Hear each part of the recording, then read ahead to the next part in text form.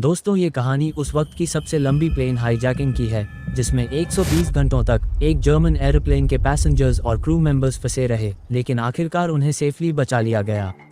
आपने आरएएफ का नाम शायद पहले कभी ना सुना हो, लेकिन कोल्ड वॉर के टाइम पर यह बड़ी खतरनाक लेफ्टिस्ट मिलिटेंट ग्रुप थी जो एक ऐसी हाईजैकिंग में भी शामिल थी जिसने जर्मनी से लेकर सोमालिया, रोम, दुबई और मिडिल ईस्ट की काफ़ी सारे देशों की सरकार को कुछ वक्त के लिए परेशानी में डाल दिया था। तो बस बने रहिएगा वीडियो के अंत तक हमारे साथ। लेकिन वीडियो शुरू होने से पहले अगर आप इस चैनल पर नए हैं या आपने अभी तक इस चैनल को सब्सक्राइब नहीं किया है तो चैनल को सब्सक्राइब करना और बेल आइकॉन दबाना ना भूलें। आरएएफ यानी रेड आर्मी फैक्शन, ये संगठन वेस्ट जर्मनी में ऑपरेट करता था और हुआ यूं था कि इनके गैंग लीडर एंड्रेस बाडर और बाकी कई साथियों को अरेस्ट कर लिया गया था और इन्हीं की रिहाई के लिए इन्हें एक ऑपरेशन प्लान करना पड़ा। लेकिन हाईजैकिंग में इनके पास कोई एक्सपीरियंस नहीं था, इसलिए लोग फिलिस्तीन में जाकर popular front for the liberation of Palestine नाम के एक दूसरे आतंकवादी संगठन से मिले जो कि डायरेक्टली पीएलओ के अंडर था, और उन्होंने ही आरएएफ के कहने पर अपने 4 फाइटर्स को इस हाईजैकिंग के लिए तैयार किया। इसके बाद 6 अक्टूबर 1977 के दिन स्पेन के मयोक्का में एक फिलिस्तीन आदमी ज़हीर यूसुफ अकाचे की एंट्री होती है, जो आगे होटल कोस्टा अजूल में चेक इन करता है। फिर उसके बाद यहाँ पर सोहेला सायर और वबली हर्ब के 2 लेबनीज टूरिस्ट की एंट्री होती है। ये तीनों लोग फिर वहाँ एक कपल से मिलने जाते हैं जो इन्हें एक बेबी कैरेज देता है। इस बेबी कैरेज में किसी बच्चे की जगह 2 पिस्टल, 6 ग्रेनेड और 1 किलो एक्सप्लोसिव्स होते हैं, जिन्हें लेकर ये होटल लौट जाते हैं और यहाँ पर भी अपनी चौथी मेंबर नादिया शेरदा यूसुफ से मिलते हैं।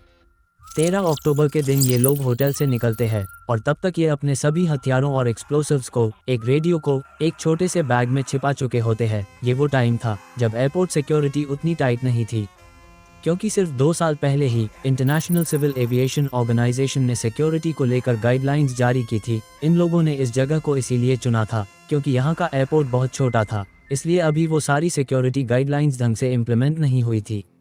सिक्योरिटी को बाईपास करने में इन्हें ज़्यादा प्रॉब्लम नहीं हुई और ये एक जर्मन एयरलाइन लुफ्टांसा की फ़्लाइट 181 में जाकर बैठ गए जो सदर्न जर्मनी के ब्राविया में जा रही थी। फ्लाइट के उड़ान भरने के 40 मिनट के अंदर ही इन्होंने अपने हथियार बाहर निकाले और प्लेन पर कब्जा कर लिया। उन्होंने कॉकपिट से कोपायलट को बाहर निकाल दिया और पायलट से कहा कि प्लेन को साइप्रस की तरफ ले चलें। पायलट ने उन्हें बताया कि प्लेन में अभी इतना फ्यूल नहीं है, इसीलिए उन्हें रोम में रुकना पड़ा। रोम में जाकर अकाचे ने अथॉरिटीज से डिमांड की कि फ्लाइट को रिफ्यूल किया जाए और साथ में ये भी बताया कि उन्हें आरएएफ के मेंबर्स की रिहाई चाहिए। जब प्लेन रिफ्यूल हो रहा था उस वक्त बड़ी चालाकी से प्लेन के पायलट ने एयरपोर्ट पर 4 सिगार गिरा दी ताकि ये मैसेज जा सके कि प्लेन में 4 हाईजैकर्स हैं। फ्यूल मिलने के बाद प्लेन साइप्रस के लिए रवाना हो गया, लेकिन अब तक जर्मनी में ये खबर पहुंच चुकी थी कि हाईजैकर्स आरएएफ से मिली हुई है। फ्लाइट में 4 हाईजैकर्स है।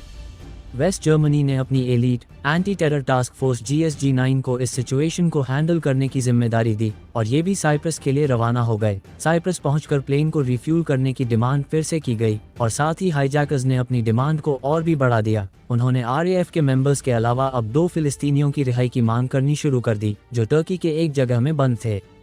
GSG-9 के 30 ऑफिसर्स 6:30 पर पहुंच गए, लेकिन वो हाईजैकर्स को अलर्ट नहीं करना चाहते थे, इसीलिए वो एक दूसरे एयरपोर्ट पर उतरे। लेकिन इससे पहले कि वो हाईजैकर्स तक पहुंच पाते, हाईजैकर्स प्लेन को फिर से हवा में लेकर आगे चल पड़े थे। पहले वो बेरूट पहुंचे, फिर दमास्कस और फिर कुवैत, लेकिन तीनों ही जगह पर उन्हें लैंडिंग की परमिशन नहीं दी गई और आखिर में उन्हें बहरीन में उतरना पड़ा। बहरीन में भी वो 2 घंटे रुके और इस बार उन्होंने धमकी देते हुए ये भी कहा कि अगर 16 अक्टूबर की सुबह 9 बजे तक डिमांड पूरी नहीं हुई तो प्लेन को बम से उड़ा दिया जाएगा। इसके बाद वो प्लेन को लेकर दुबई चले गए, लेकिन उन्हें यहाँ भी लैंडिंग की परमिशन नहीं मिली, इसलिए वो हवा में ही घूमते रहे। जब फ्यूल खत्म होने वाला था तो क्रैश लैंडिंग के डर से उन्हें परमिशन मिल गई और यहाँ भी उन्होंने प्लेन को रिफ्यूल किया। अभी तक प्लेन को हाईजैक हुए 17 घंटे हो चुके थे और अब जर्मनी ने दुबई से परमिशन मांगी कि वो उनकी ज़मीन पर अपना एंटी टेरर ऑपरेशन एग्जीक्यूट कर सके। इस ऑपरेशन की ना सिर्फ उन्हें परमिशन मिली बल्कि दुबई ने उन्हें अपनी एलीट फोर्स के जवान भी दिए। जहाँ एक तरफ इस ऑपरेशन की तैयारी चल रही थी, वहीं दूसरी तरफ से हाईजैकर्स के साथ नेगोशिएशंस भी चालू हो गई थी। हाईजैकर्स ने खाने और पानी की डिमांड की तो सीक्रेट सर्विस के मेंबर्स प्लेन में सप्लाईज पहुंचाने लगे, तो उन्होंने ढंग से प्लेन की जांच की। प्लेन में 91 लोग थे। आखिरकार 16 तारीख भी आ गई और 9 भी बच गए, लेकिन कुछ नहीं हुआ। प्लेन अभी भी सलामत था। इसके बाद 12:19 पर हाईजैकर्स प्लेन को लेकर ओमान की तरफ चले गए। ओमान ने लैंडिंग परमिशन देने से मना कर दिया और फिर उन्होंने यमन की तरफ जाने का डिसीजन लिया। प्लेन में अब सिर्फ 10 मिनट का फ्यूल बचा था, इसीलिए बिना परमिशन लिए ही वो लैंड हो गए।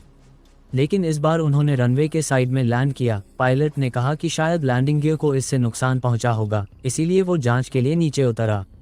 नीचे उसे यमन के सिक्योरिटी के लोग मिले, जिससे उसने कहा कि वो प्लेन को यमन से दोबारा टेक ऑफ ना करने दें। इस बातचीत को हाईजैकर्स ने देख लिया। अब पायलट के प्लेन पर लौटते ही उसे गोली मार दी गई। अब को पायलट को कॉकपिट में लाया गया, फिर प्लेन को सोमालिया की तरफ ले जाने का ऑर्डर दिया गया।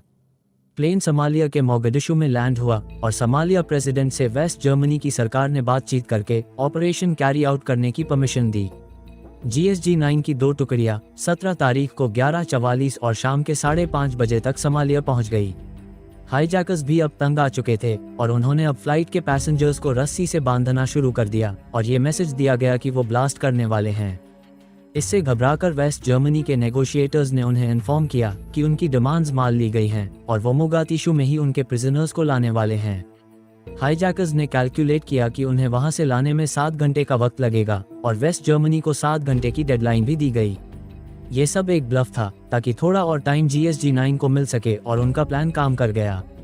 रात के 12:05 पर GSG-9 के कमांडोज ब्लैक यूनिफॉर्म में प्लेन्स की तरफ आगे बढ़े। उन्होंने रनवे पर एक बॉम्ब प्लांट किया ताकि हाईजैकर्स का ध्यान उस तरफ बढ़ सके। जैसे ही वो ब्लास्ट हुआ, इन कमांडोज ने प्लेन के अंदर फ्लैश बैंग्स फेंक दिए, जिससे कि हाईजैकर्स को दिखना बंद हो जाए। उन्होंने जल्दी प्लेन का दरवाजा तोड़ा और अंदर घुस गए। वो हिनलेगन यानी झुक जाओ चिल्लाते गोलियों से भून दिया। इसके बाद कॉकपिट में बैठे अकाचे को गोली लगी, फिर वैबल को। तीनों की मौके पर मौत हो गई और सुहेला को सिर्फ चोट आई थी, जिस वजह से उसे गिरफ्तार कर लिया गया। इस पूरे ऑपरेशन को सिर्फ 7 मिनट में पूरा कर लिया गया और उसमें सिक्योरिटी फोर्सेस के 1 कमांडो और 4 पैसेंजर्स को चोट आई थी। सबसे अच्छी बात यह रही कि पूरे ऑपरेशन में पायलट के सिवाय एक भी आदमी नहीं मारा गया।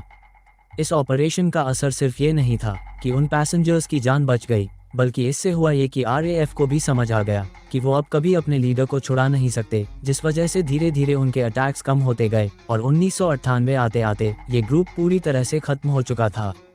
RAF की कहानी इसलिए भी इंटरेस्टिंग है क्योंकि ये कोल्ड वॉर से जुड़ी है। वेस्ट जर्मनी अमेरिका और बाकी वेस्टर्न फोर्सेस के साथ माना जाता था, जबकि ईस्ट जर्मनी पर सोवियत यूनियन का कब्जा था। इसीलिए RAF एक तरह से वेस्ट जर्मनी के एक गवर्नमेंटिस्ट आइडियोलॉजी के लिए काम कर रहा था। उन्होंने कई बिजनेसेस और पॉलिटिशियंस को अपने मिशन के दौरान शहीद किया था।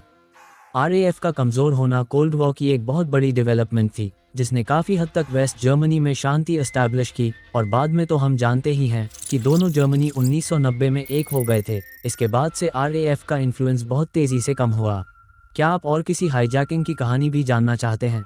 अगर हाँ तो हमें कमेंट्स में ज़रूर बताइएगा। हमें उम्मीद है आपको आज के इस वीडियो से काफ़ी कुछ नया सीखने को मिला होगा। इसी के साथ इस कहानी को यही समाप्त करते हैं। मिलते हैं ऐसी ही किसी नई कहानी में, तब तक के लिए नमस्कार।